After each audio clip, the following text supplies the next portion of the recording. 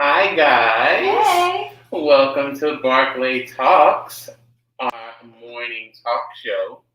We started this last week with Miss Michaela, and I hope you guys got to learn a little bit about her and get to know her. And this week we have some very special guests. Miss Michaela, you want to talk a little bit about yourself? Just reiterate what we talked about last week. Sure. I am Miss Michaela. I was born and raised here in South Florida. I've been doing theater, or actually, I've been singing since I was like 3 or something like that. Yeah, like you told me too. Yeah, like 3 or 2, something. Like very, very small human. And yeah, I didn't tell you this, but when I was like 3 and that like really, like I started singing with princess songs, like Wow. all the classics. So Right. I mean, it really came true for me. My little 2-year-old dreams came true with my princess business. I talked a little bit about that. Little Light Princess Company. We have a bunch of princesses, and we basically sing and interact and meet and play games and all your fun princess party things. What else? Oh, I don't even know if I talked about this, but I'm also a singer songwriter, and I'm coming out with my first EP, my debut EP, Same Stars, in about a week and a half. You have an EP dropping in a week and a half. Is there anything you can't do? Thank you. That is amazing. Where can we find your EP? Where is it going to be like available and everything like that? Yeah, it's going to be available on all streaming platforms. Woo! So like Spotify, Apple Music, iTunes. You can pre-order it on iTunes right now if you want. All those different streaming platforms, and I might be having a little release party very soon. So stay tuned for that as well. What else? What else about me? My favorite color is blue. I'm a jazzercise instructor. Yeah. I love collecting rocks.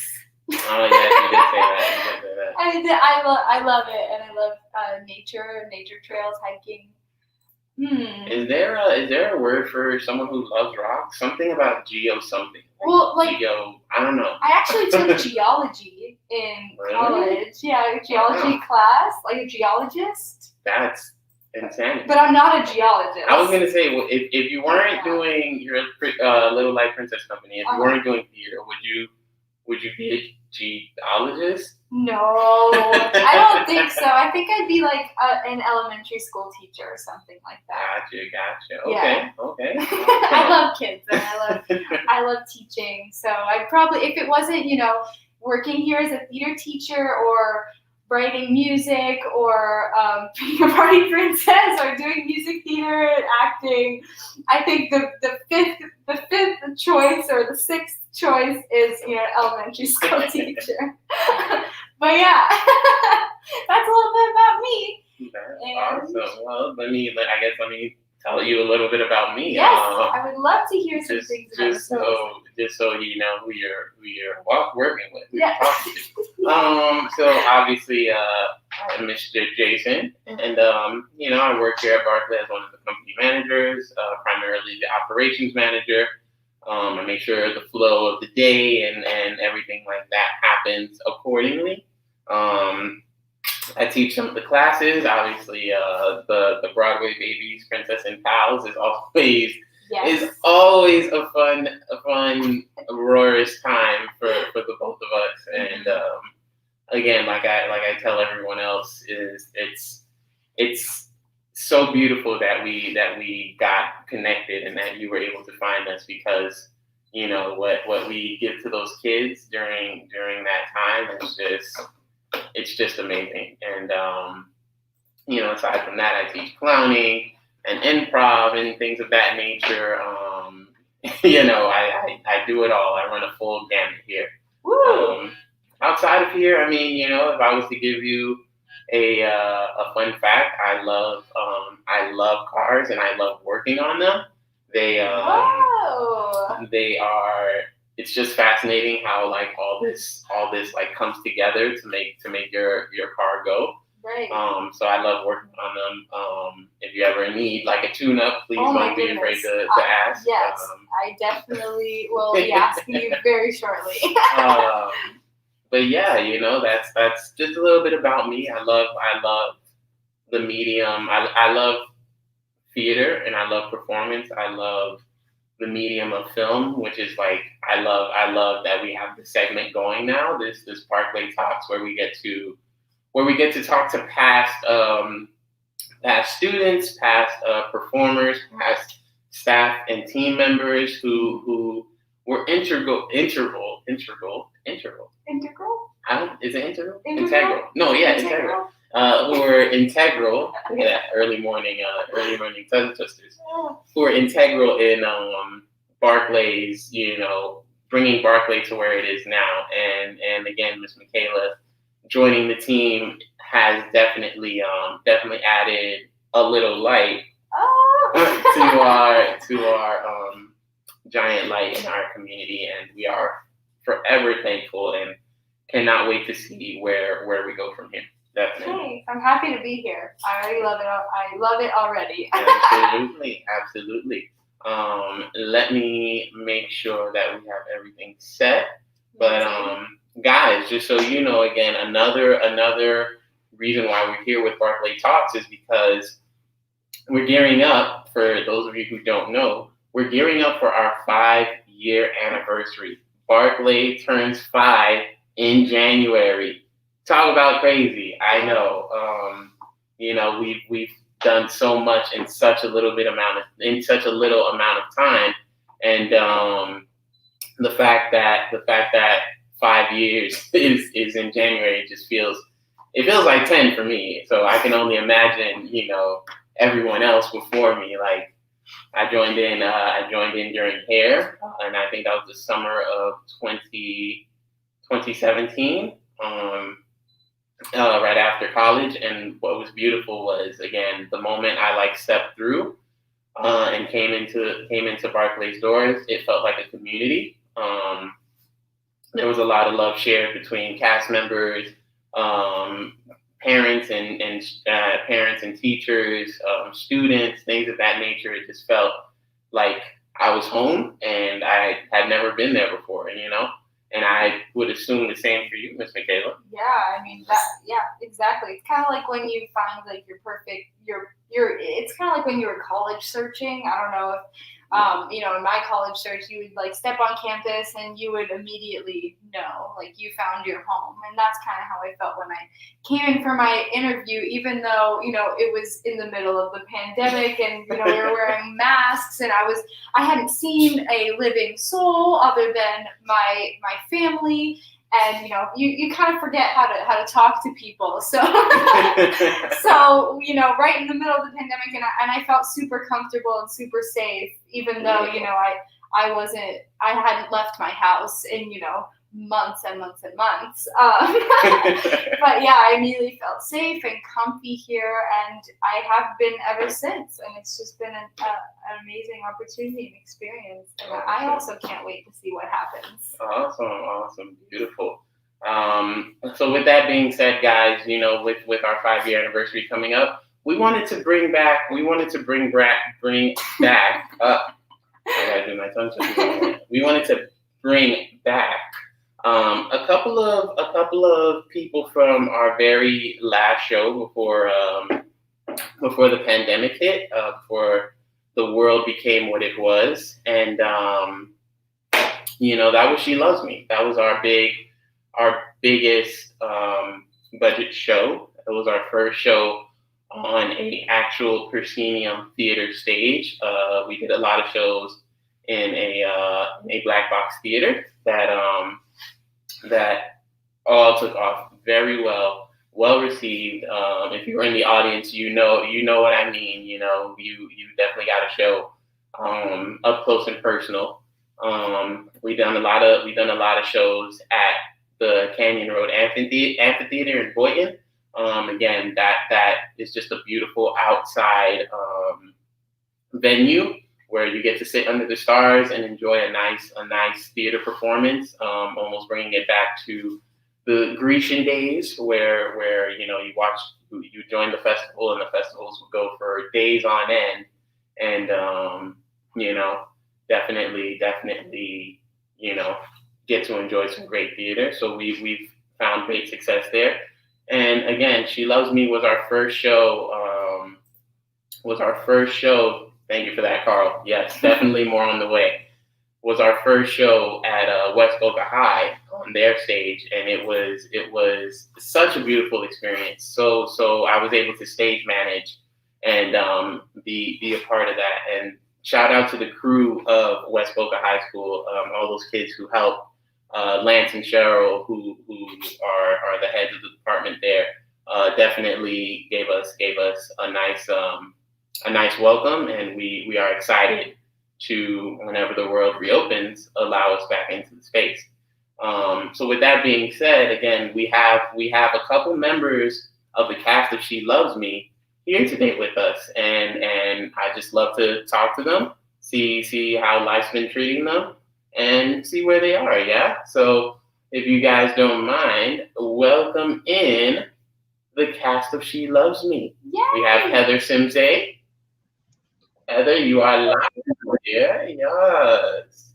And we have the infamous Rick Prada. Rick, how are you, buddy? Yes. I'm good.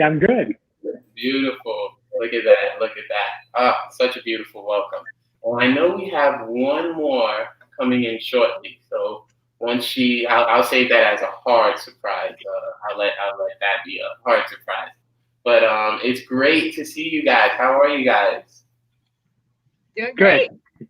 Awesome. Happy to see you too. Happy to see Barclay lit up behind you. We just wanted to make sure you know. Heather, how are you? Doing good. Doing really good. I'm missing Barclay real bad though. And we, my dear, miss you. We can't believe that this is how we must participate. But we will adjust, and we will do our thing. Yeah. Rick, how about you, sir? How is everything? Everything is well. I'm happy to be here. I'm happy to be alive. I'm grateful to have a job that I can work from home with. I'm grateful that I can still keep in contact with my theater family. So life is good for me. Beautiful. I'm glad to hear that. Definitely glad to hear that. How has the quarantine life been for you, Heather? Let me ask that. Well, quarantine, when we first got started, a lot of it was spent just finding, a new way to do what I love. So just finding virtual projects, still trying to network through like Facebook groups, still trying to get involved.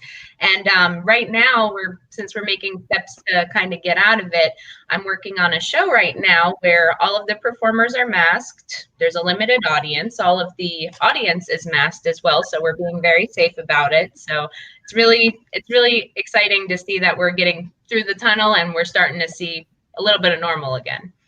Beautiful. And how was it? How was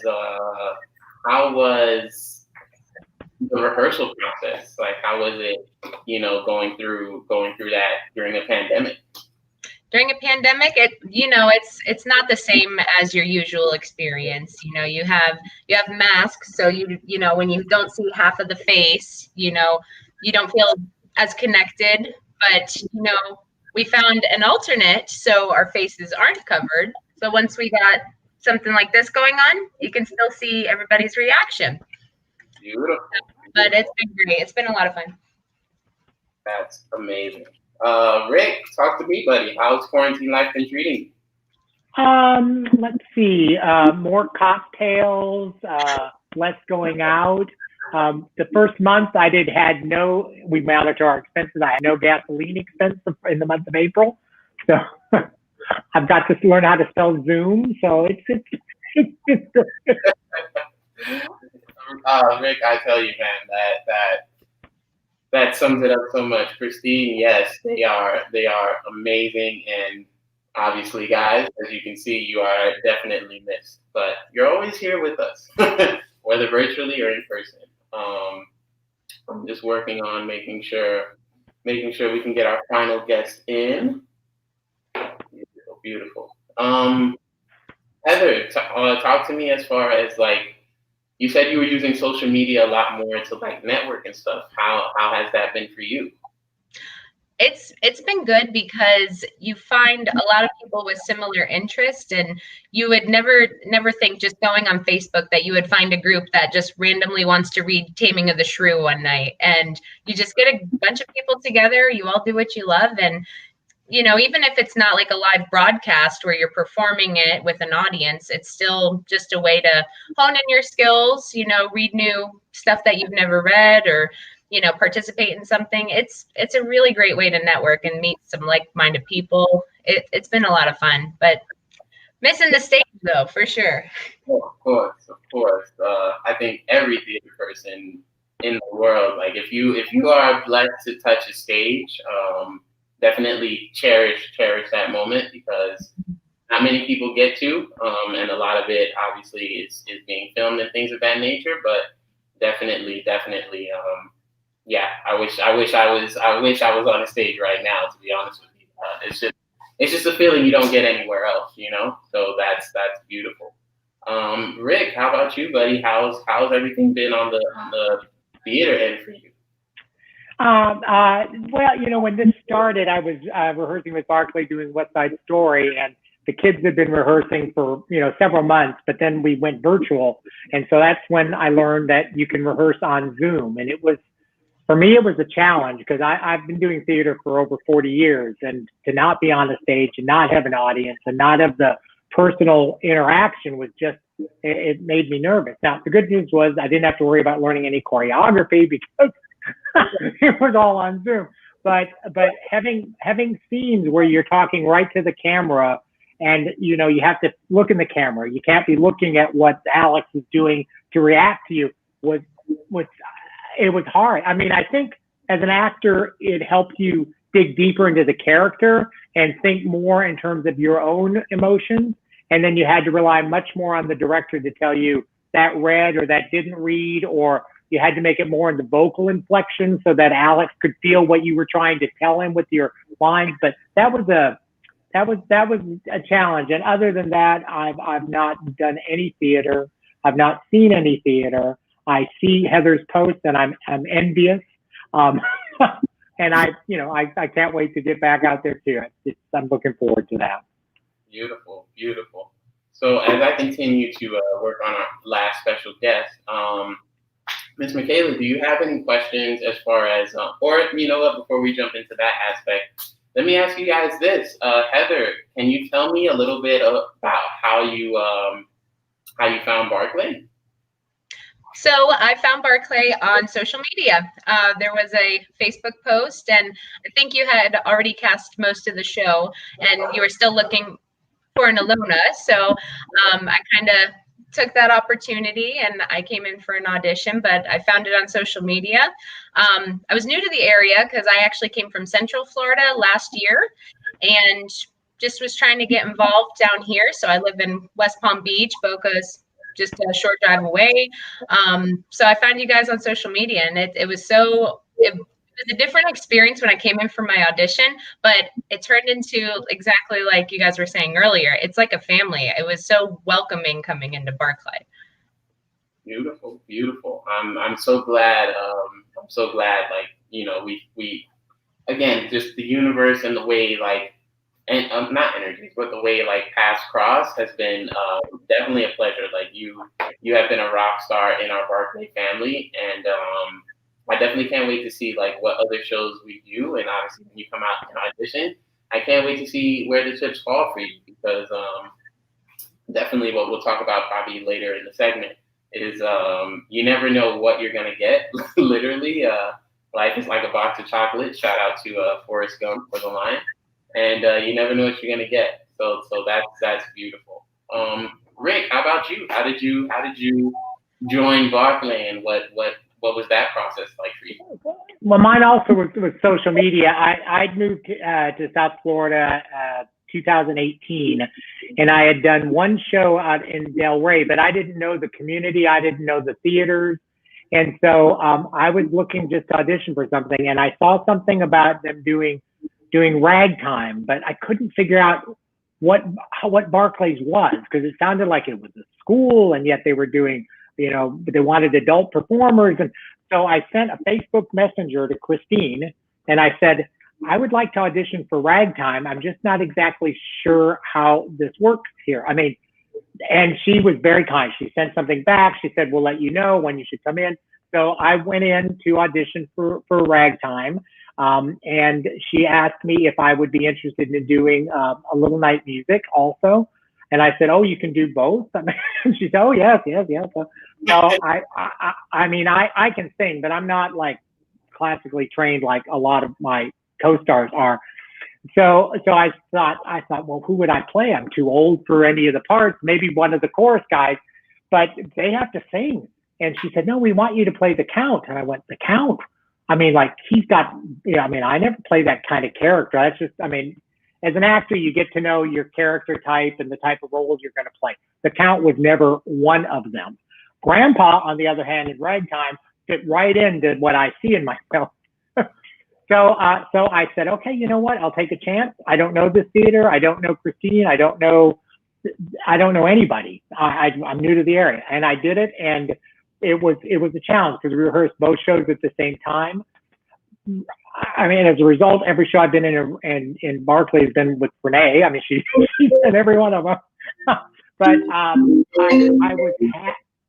was happy to do both. Now, ragtime was a challenge for me because there were children in the show, and there were like 5 adults, and then the admiral would be played by a 13-year-old girl, and it took me a while. I would get frustrated, and then I realized, no, this is training. And when I was a kid and doing theater, you're being trained, and so I'm giving back to the theater people of the future, and I need to be patient. I need to give them immediate feedback. I need to be professional with them. I need to show them how you behave.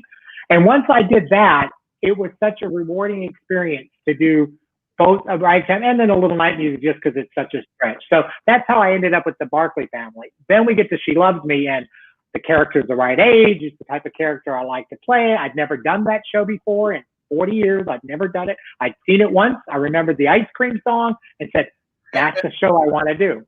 It turned out to be a little more dramatic than I anticipated. I thought it was all going to be fun and games like it was in the first act, but that was, again, another stretch for me. So I think for me, Barclays has given me opportunities to stretch myself as a performer, get to work with other people in the community, get to work in different types of spaces, the black box versus a traditional stage.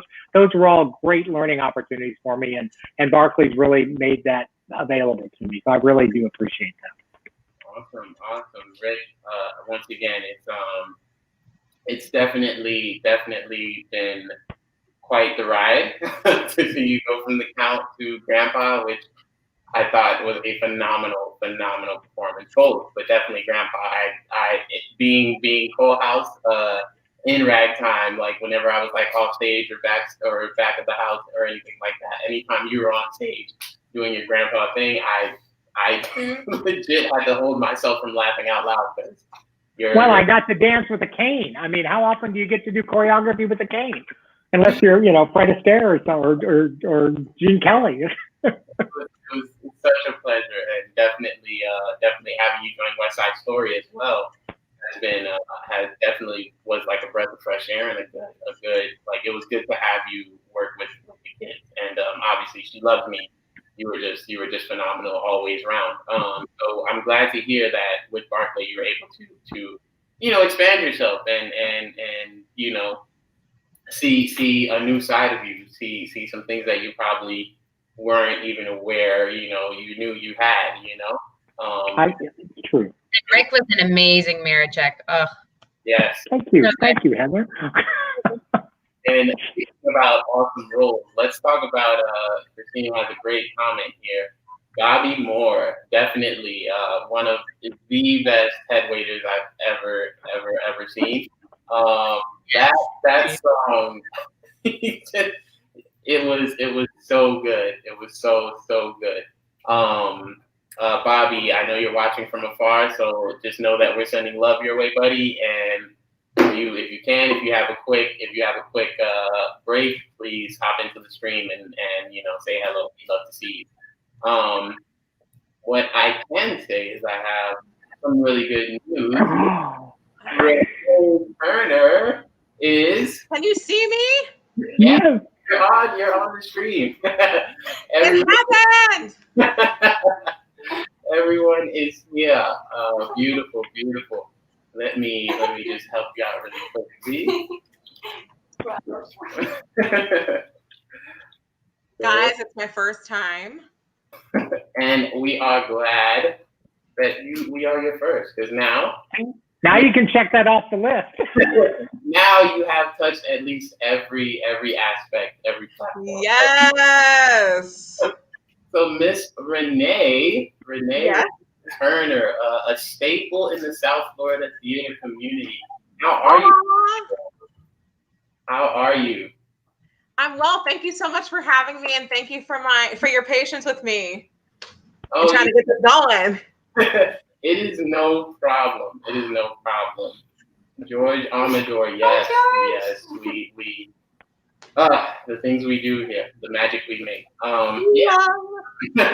Renee, how are you today? I'm doing very well, thank you. I'm wearing bright and sunny and shiny color, so I couldn't be better. How about you guys? Good. We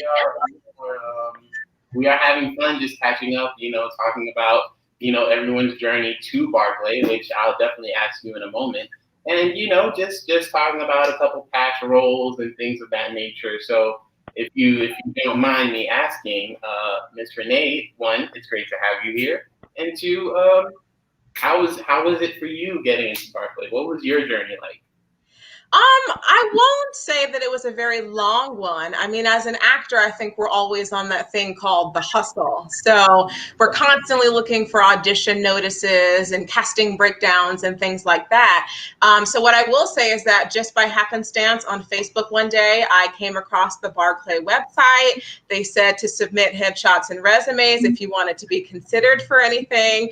I knew in that season there wasn't really anything that I was 100% geared towards, but I definitely wanted to kind of make my face seen and my name known. So I submitted my stuff and, just kind of continued to pursue Christine for those projects that really spoke to me in hopes of becoming a part of the Barclay family, which I'm really so honored and excited to be a part of.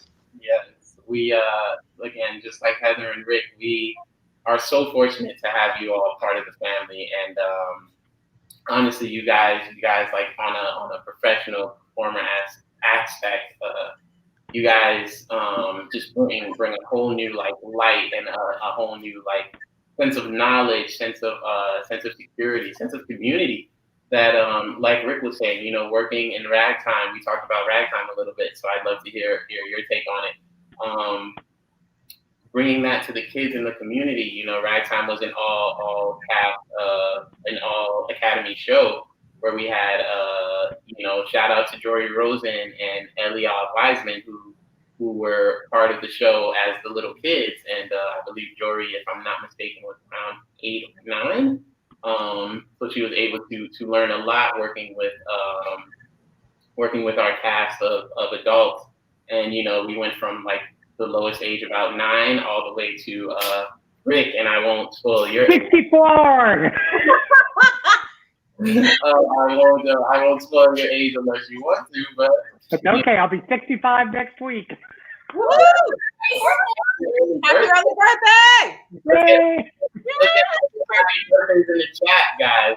Let's give Rick some love there. But again, you guys bring that leadership, that guidance of this is theater is a passion. It's fun. We love to do it. And you can definitely make something out of you can make yourself into something that is so beautiful, So definitely, again, to all three of you, I want to extend not only say thank you for joining our stream today, but just thank you for being part of the Barclay family. Again, you guys, the amount of stuff I could go into, we just don't have time for. But What I will say is, Thank you, Jason. And thank you for all that you do, because you truly are an unsung hero in so many ways, really. Like, none of these things could happen without you and and Christy, really all you guys. It's exceptional. It really is a team effort. And Michaela, I'm excited to work with you. Congratulations. Thanks, I'm excited too. I'm so excited to meet all of you. This is such an amazing opportunity to meet, past BARCLAY alum, or people who have worked here before. It's so amazing to like the history of what I'm stepping into, honestly. And it's just this is awesome. so Renee, over there. Renee, let me ask you really quickly, and then we'll switch gears. What was it like? Let's talk a little bit about just a little bit about ragtime. Like, what was that experience like for you? And then let's talk about playing the opposite end with Amalia for She Loves Me. Like, how was Yes, I would say, ragtime was super important for me for so many reasons. Being an African American soprano and knowing that just based on that type and how characters are written, there are so few roles, that are written for that type of actor. You kind of have things in Porgy and Bess and Carmen Jones, and then, ragtime is probably one of the more recent, prior to Natasha and the Great Pierre and, what we have with Hamilton. So for many African American sopranos, Sarah is, at the crux of our, dream role list. And I fell in love with the show when I was 15. It was the first piece of musical theater literature, Your Daddy's Son, that was given to me by my drama teacher. And it meant a lot because when I got older, I realized, she could have given me something from Once on This Island or Jelly's Last Jam or The Wiz. So even when I had no training and no kind of knowledge of what was out there in the music spectrum and, the idea of technique and what it takes to sing some of those operatic or legit roles, even at my most natural and basic self, I was still, in a position to be able for someone to go and say, hey, this is perfect for her. So that really was awesome for me to kind of be such a novice in the industry, in the art form, and to have been given one of the most, difficult pieces of literature without really any education in music at the time. So I loved, what the show stood for. I love that the themes still resonate so strongly with what's going on today in the Black Lives Matter movement and things that we are fighting for, and equality in theater and being seen and just having an equal opportunity and chance, to grow and to be successful. The idea of justice and what that means. So there were so many varied layers to the role. It was a role that I was always told was perfect for me. It was a role that I loved, just kind of looking to as inspiration, that there are parts for me, that they exist, and that my voice type, because I'm not a natural gospel belter or, a stereotypical whatever kind of insert ethnic sound you want to put there, but that there are roles, that are there in that genre. And I was so grateful to have BARCLAY be the company to bring that gift, to me, and that blessing. I always said to myself, I know it's going to happen, but I don't know when, I don't know where, I don't know with who, and the family, just the sense of fellowship, the feeling of truly being where I needed to be, those kind of things, they're priceless, and they keep you going and moving forward. And so I think, and I'm going to thank Christine 500 million times, but I thank her. This is my first thank you to Christine, for that, checking that off the list, of things that I've wanted to achieve in my life, and to be able to work with you, an amazing diverse cast, an amazing intergenerational cast, just everybody, consummate professionals. What we achieved with that kind of mammoth of a show and a black box is, beyond any awards that we could be. It was incredible. Incredible. With a fitness center behind you going boom, boom, boom, boom, boom. Don't even trigger me. But yes. Renee, it definitely has been a pleasure on this end to finally get you in BARCLAY's doors again. we heard about you through social media, obviously through numerous posts, and everyone just, again, you know everyone somehow in the theater world in South Florida. So, we heard about you, and we knew as soon as we saw you that, she was gonna be a powerhouse, and we are so fortunate to be able to give you that ability to be able to play that role. So I'm glad your first time was with us. Now let me ask you this again, going back to She Loves Me, how was the role of Amalia? Like, how was that journey, and what was that like? So that was amazing because on some ends, it was the complete antithesis to what Sarah represented. Sarah represented an amazing African-American woman, a soprano, something that you see face value. The beauty of Amalia is that she, at least as far as I'm concerned, you rarely, if ever, see her as a person of color. And the show itself is so charming and so much fun. And there really is no need, casting wise, to pinpoint her as a certain race. So when I first started delving into musical theater and falling in love with, the art itself and the shows that I liked, She Loves Me was the first show that I wasn't told you'd be great at this because of how you look and your sound. But it was just the first show that I was like, I love this show. I want to be in this show. I don't care if I haven't seen anybody else that's ever looked like Renee Elizabeth Turner as Amalia. I want to do this show. And so I remember being a part of a musical theater workshop class in college. And I know, by God, my teacher meant well.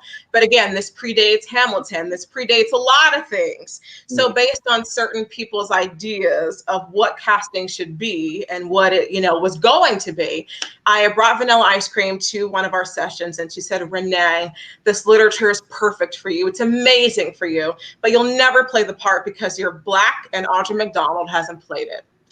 And that was heartbreaking. Wow. It was heartbreaking to me to have someone say, this is physically perfect for you. There necessarily are no racial, attachments to the role, but because we haven't seen someone like you do it, it's not going to happen for you. And for me, that's just baffling on so many ends, to be an educator, to be someone who's getting paid to inspire, to tell somebody that they, like Miss Cleo, call me now, know the future. And they don't. And so what I will say is we had auditions a few weeks past that for our summer repertory performances. And it was a requirement to graduate that you had to do them. And so I took vanilla ice cream in that audition room and I sung the crap out of it. And I remember hearing some of the judges and adjudicators were saying, oh, that was an amazing piece. Who is she? And that same teacher who was in the room, because she was in charge of the musical theater castings, had said, oh, she's one of ours. She's one of ours. And I said to myself, lo and behold, the piece that you told me not to even bother with was the one that got me cast. I was the only undergrad cast in all 3 of those productions. Oh, beautiful. And so that for me was so full circle in the sense of, I know who I am. I know my purpose. Just because you're equity, just because you're whatever you think, you don't know the future. I'm a very religious person. I leave it between me and God. And I knew in my heart that you're not going to give me these abilities and you're not going to give me this passion for this thing, to lead me astray. So I kept moving forward.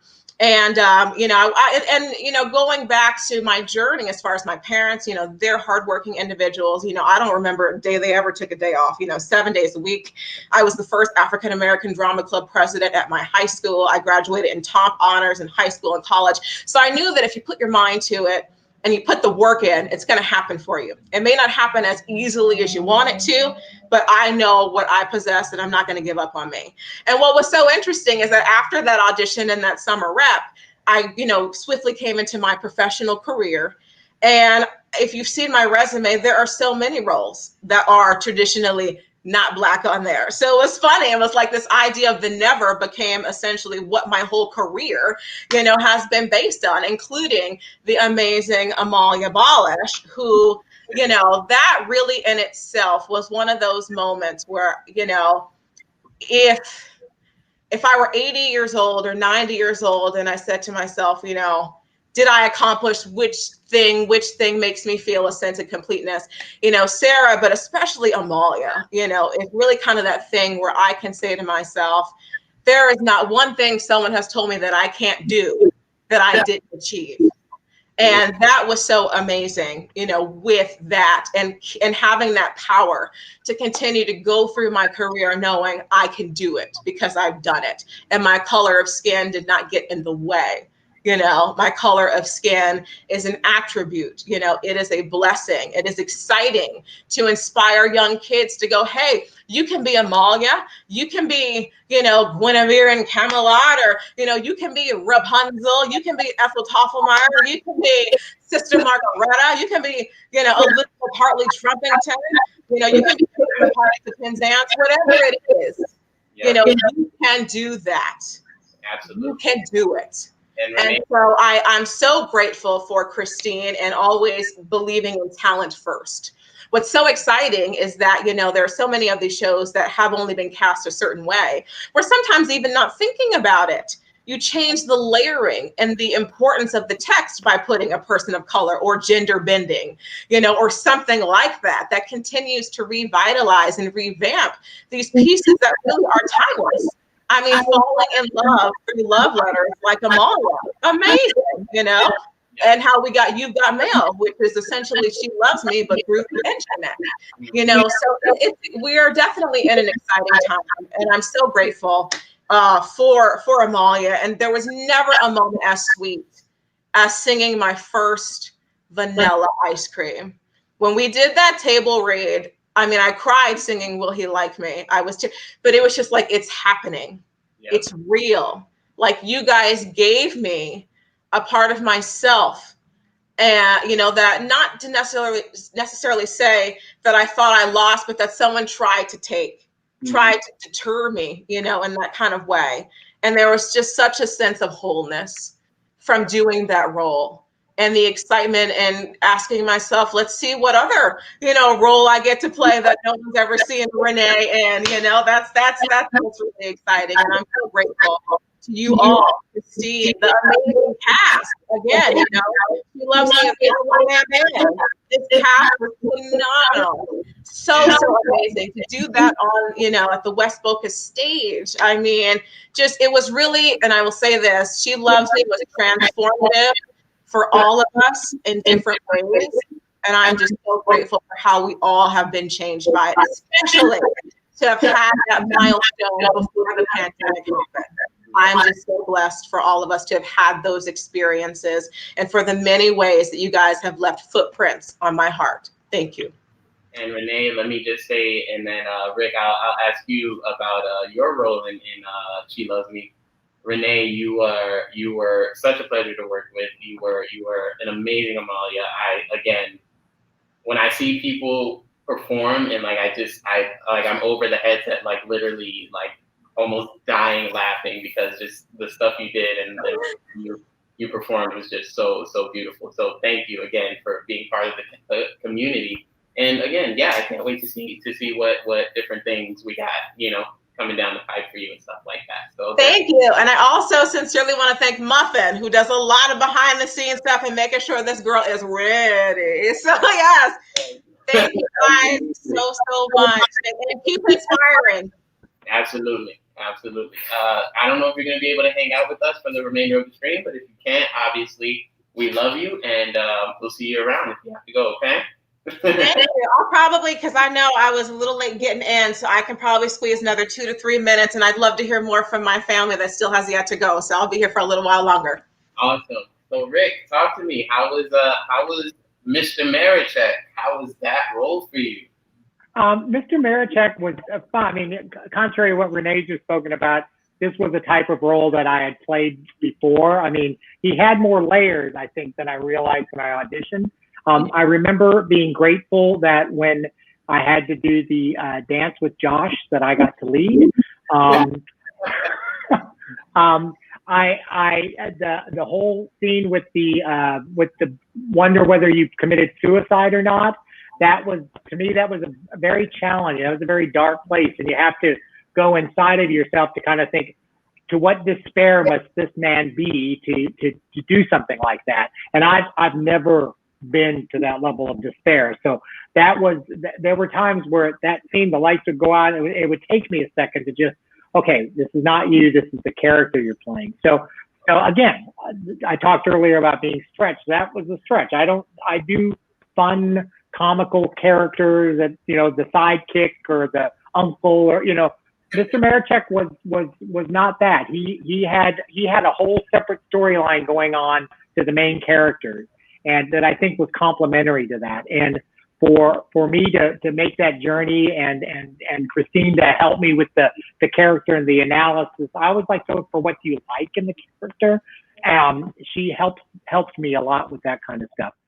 I loved being on a proscenium stage again. I loved having a backstage that you could cross behind. I loved having a dressing room where you could just sit and veg, because I was a lot of time where Renee's singing about ice cream. I am off stage. I loved being in my little rocking chair where the little girls would roll me out and roll me off. Yes. It was fun. I enjoyed it. It was a lovely experience. I'm so glad I got to work with these two ladies and the rest of the cast. I'm glad every one of my Barclays experiences have been Renee. You should have been in West Side Story with me. We could have done amazing things. Oh, I love you, Rick. Miss Michaela, let me throw it your way. You have any questions for Rick right now? Is there anything you want to know from the show?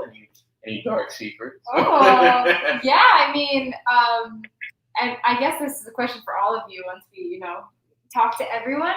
But I was wondering, now that the show is like completely done, I was wondering if there was any technical difficulty that happened in the show that the audience necessarily wouldn't know about, but it's like a funny story that you could share, either in the tech or during one of the shows. I will say that I don't think it happened during the show, but it was always pre-show. And I just want to say I felt for Jason, because we had so many different letters that needed to be preset, and people were taking other people's letters and not putting them back. And so every day was, Jason, we need 10 letters. We need 5. And he was scrounging, and not every letter needed stationery inside. So it was great doing the math check on the letter game and seeing Jason work his little tushy off to make sure that we had what we needed to make sure the story made sense. Because you can't do She Loves Me without letters. Heather. Okay, so similar to the letters, the hats. It was the hats for me, because every time I came on stage, I was in a different color hat. And there was a time where I just had the wrong color hat on. And in some instances, we were sharing with ensemble members. So I had the wrong color on one day, but I just keeping track of my hats. That was crazy for me. Mine would be the tech rehearsal where they were running lights the first time, and the lights didn't come up at the entrance, and I assumed that they would come up when I opened the door. So I opened the door, I walked in, and we had changed the set, and there were boxes, and I went boom, bam, bam, all in the darkness. So everyone, of course, was gasping, because the old man is rolling around on the floor. Did he break his hip? What's going to happen? I was fine, but that was probably the thing that surprised me the most. I was glad I didn't break anything. I was flexible. All that choreography. To piggyback off of Rick, speaking of lights, opening night, Will He Like Me? The light came off during the middle of the number. Oh, it's on film. Love y'all. And yes, I still kept singing through the dark, though. The funny thing is, it was such a short little break. It actually looked like it was a part of everything. But I was shooketh for a moment, but it was amazing. And I will say this, guys. Obviously, no show is perfect, but you guys, like true theater professionals, and why we love you is that no matter what, you guys, like Renee said, she rolled with the punches, and even in the dark, she was gonna let you know, will he like me? Also, I had to do a lot of ad-libbing doing some champagne scene because somebody was getting something, and I was like, I kept trying to think about new things to say. But it all worked. It always worked, Rick. That's what I love. It worked. I know. Good, I didn't say anything wrong. And I got to drink our champagne. No, that was beautiful. Rick, let me ask you about this as far as Marichek. I know that it was a role you played before. What was it about? No, I had not. Oh, you had not. I thought you. So okay, so I misheard. I thought you said you played it before. So then, as playing it that first time, what did you love about it? What was so Like, what was so good, you know? Well, I've been doing this for 40 years, and I've done a lot of shows multiple times and played the same role multiple times. Right. She Loves Me was never one of them. I had seen it back in probably the 90s because a friend of mine was singing Ice Cream, and I remembered Ice Cream. And so I thought, oh, he's older. I could play that part. It's a cute little song. So that's it. I didn't have the script. I went in, I auditioned, I got the part, and then he shoots himself. It's like, where did this come from? This is not the happy-go-lucky character that he's in the first song.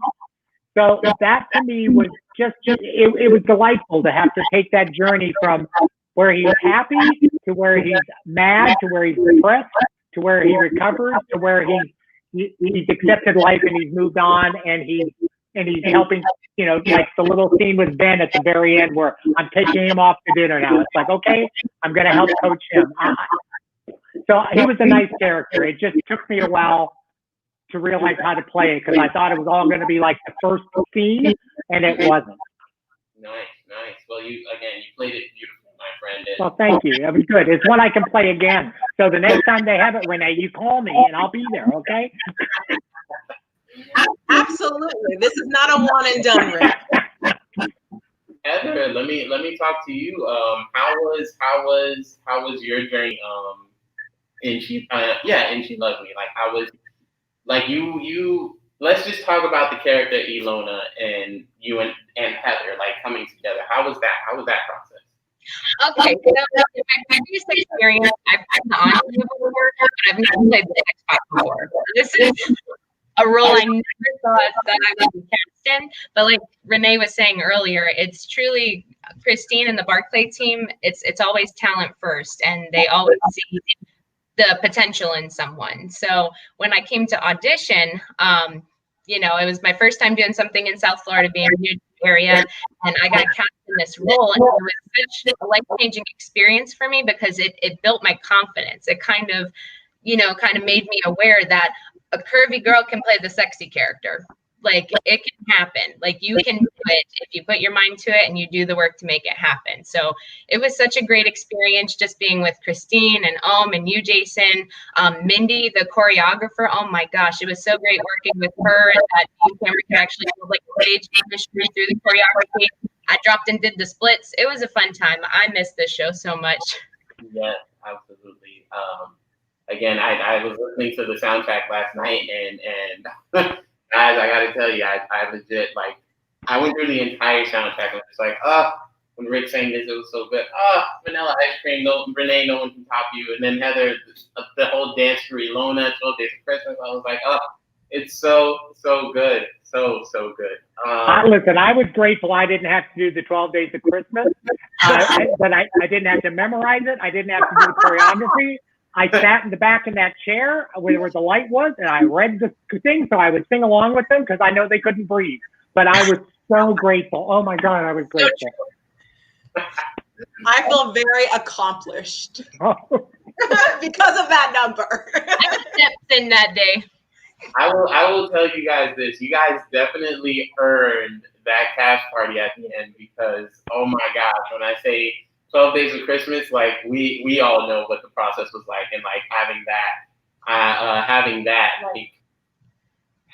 that process and getting that down, because for those who don't know, 12 Days of Christmas starts off really melodic and really slow, really nice. You get into a groove, and then it just like speeds through, and by the end, you feel like you're on a treadmill that's going like off the rails, and you don't know how to get off. What was so lovely was that when you guys finally got it, then what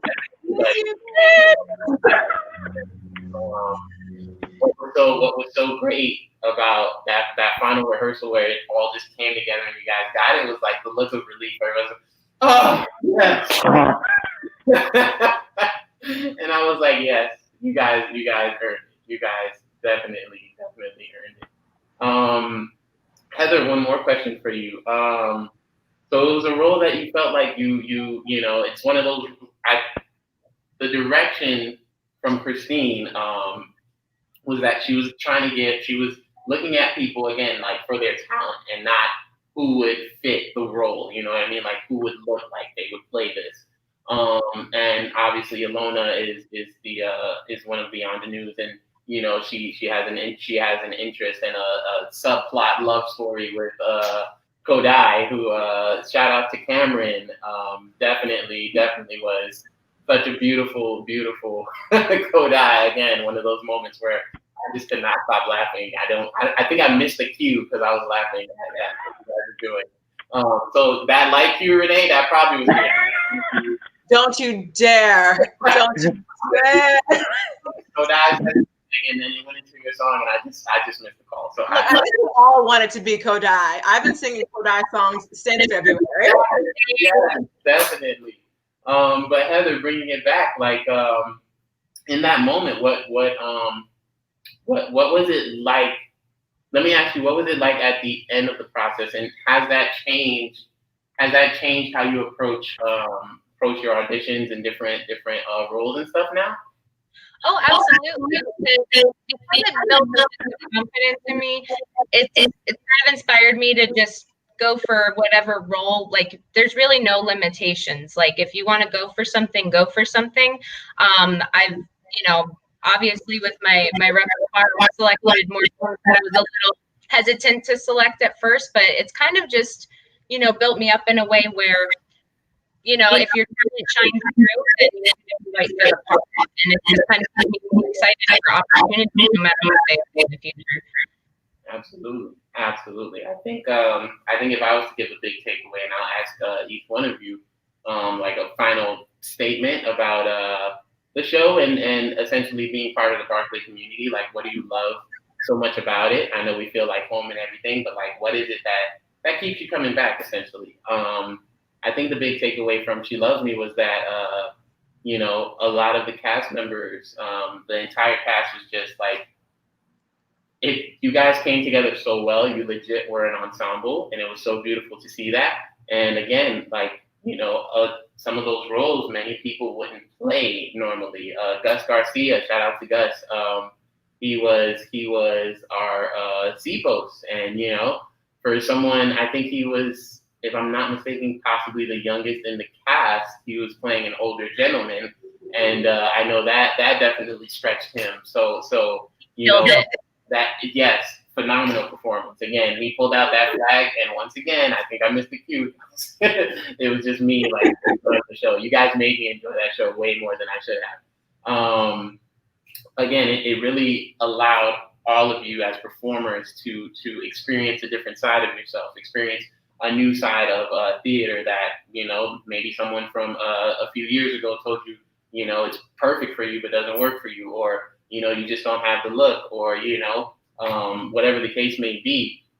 It was beautiful to see you guys really drop in and like not let what you are, what people told you or tell you or whatever the case may be, dictate how you perform, because again, you guys performed beautifully, and it was such a pleasure to watch. Again, my final question before we wrap this all up, and we let Heather give us a little eye resolve. I just want to know, what do you guys like? What's your big takeaway from She Loves Me? Is there anything? Well, let me not say is there anything that changed, but again, is there a big takeaway from She Loves Me that has helped you journey through your career now? And what is it about BARCLAY that just keeps you coming back? Rick, you want to start us off? Sure. It's more for me. It's just BARCLAY in general. I mean, the fact that they gave opportunities to Heather and Renee that they wouldn't maybe have gotten in some of the more professional theater somewhere makes me a happy person. I mean, I think that the community is better served when you always look to the talent first. And the fact that you mentioned Hamilton a couple of times, I mean, that has broken people's mindsets now. And I think going forward, it just will enrich, I mean, once we're back on stage, but it will enrich theater. And I think BARCLAY has done that from the beginning. I mean, from my first experience in A Little Night Music through Ragtime, through to She Loves Me, it's always been, the cast is just different. And you learn as a performer that's a good thing. And you can support that. And so I keep coming back because I support the message that sends to the community. I think it supports what the message we're sending to the children that are growing up in this. I don't want them to be 65 years old and look back and go, oh, well, I've never seen a black Amalia before. That shouldn't be even something they think about. Maybe they shouldn't worry about, does Gus play an old man or not? Can you take the roles from me? But other than that. Renee, speaking of, Amalia and everything, what's your big takeaway, and why do you keep coming back with us? Well, I definitely want to say that, especially after this role, there is so much value in taking away the negative. And when you say a role you'll never play, it never is a negative. What I will say is that it's not never. It's people that should be playing these roles that do not get the opportunities because of prejudices and biases that we have been fighting for decades. When I think about the golden age era and a lot of the literature that, as even that teacher told me, perfectly fit me, they were not writing Black women as leading lady ingenues. You didn't see that. So when you don't have the history of that, it's assumed that it will never happen and that it's not to be and it's not right. This is correct. It is correct. We are leading ladies. We are princesses. We are love interests. We are all of that. And I am so grateful for Barclay reiterating that notion and putting the talent first and the art first and not any other arbitrary or superficial thing that could rob somebody of an inspirational experience that could change their life. I am very, very, very, very grateful for that.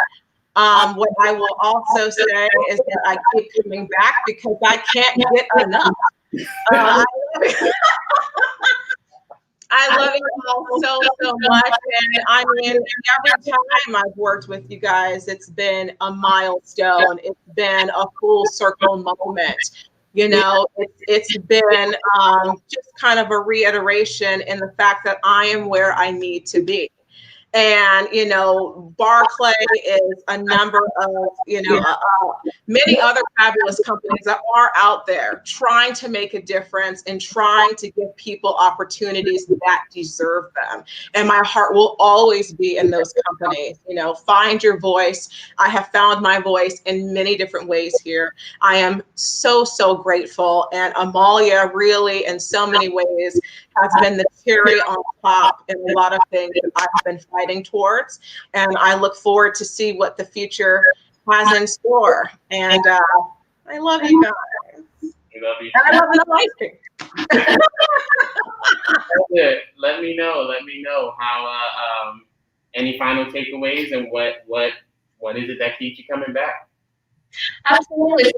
Like I said, it's really amazing experience because you get to decide the norm, people usually see as the norm, but you can do whatever you do. And She Loves Me was just such a great opportunity because, like I said, it's built my confidence. It's inspired me to just shoot for the moon and do more. And I've had such amazing friendships from this. Like I talked about I just met him last week. It's such a great group of people, and Barclay was so welcoming. Even the first day of rehearsal, you guys had snacks, like all your favorite snacks for us. It was such a welcoming experience, and it's always constructive, it's always fun, and I keep coming back. Exactly like Renee said, I can't get enough. It's just such a great experience. Everybody should do a Barclay show just because it's so much fun. Thank you guys. Do it. Thank you guys so much. Quick message from Christine, just so you guys see it, is she definitely is very appreciative and thankful for you guys being part of the company, the community. My friends watching our live stream, please don't hesitate to write any questions to our cast. Any of our special guests in the coming weeks, anything you want to know, any crazy stories you want to hear, just chime in. We can always, don't be afraid. We'll be more than happy to ask some questions, get them talking about stuff that you would want to hear. So just light up those comments, share. Let us get this thing, let's get this ball rolling. Cass, thank you so much. Before we let Heather close with I Resolve, thank you, Miss Renee. You are fabulous. Thank you so much. Rick, sir, always a pleasure. Obviously, Heather, can't wait to hear you. Can't wait to hear you rock out. And guys, as always, be on the lookout from Facebook, social media, things like that. We'll be putting out audition notices and things of that nature. And as soon as the world does whatever it's supposed to do, we'll do what we're supposed to do and have you guys back in here having fun, having a ball, and just lighting up the community as always. One final comment before you guys go. Love you, Kristen. That's for you guys. I love you guys so much. Heather, would you like to take it away? Yes, I would.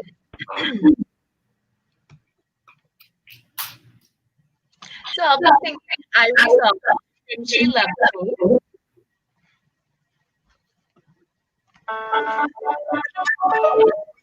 Resolve not to be so stupid. I resolve not to play with games. How often I've been a sitting duck for Cupid. How often I've let a stupid feeling flame. I resolve not to be so consistent. It's my time that I awoke. Whatever I've got up here resting. My feminine intuition is a joke. I must be too much cat. I always find out with a rat. I'm so terribly free. I find out that for the whales I resolve. Come what may, I will not be this girl one more day. I resolve not to be so brainless. I resolve not to be so dumb. I usually for painless, but suddenly I got to know I resolve not to blame others just to be because I'm an easy mark. I want to know why I with their mothers, where men are controlled and always in the dark. I must with my will. I will not be a Mandolin that someone sends away until he hears the way. I resolve here and now. I will